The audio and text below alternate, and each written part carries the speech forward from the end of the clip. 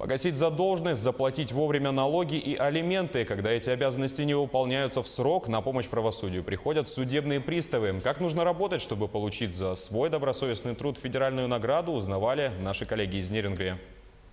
Федеральная служба судебных приставов наградила лучшего работника Нерюнгринского отдела Романа Рашитова. Такая награда в отделе далеко не первая. И в прошлом году на региональном этапе конкурса лучше стала также сотрудница Нерюнгринского отдела приставов Кристина Леонтьева. Роман Рашитов работает в Нерюнгринском отделе судебных приставов с 2015 года в группе по взысканию административных штрафов. В этом году в конкурсе участвовали 3 сотрудника Нерюнгринского отдела. Роман сдал высокие показатели и стал лучшим среди коллег. Первоначальный этап он все равно был тут. Идет тестирование, да, и показатели, которые непосредственно выполняются судебным приставом исполнителем. Мои показатели прошли, тест я тоже сдал, ответил, видимо, верно на нужное количество вопросов, и все.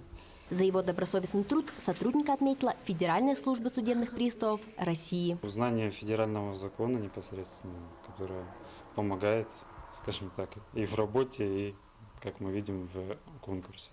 Такие профессионалы своего дела – пример исполнения закона. Впереди Романа ждет следующий этап конкурса – дальневосточный. Екатерина Павлова, Вадим Барашков, Нерюнгри.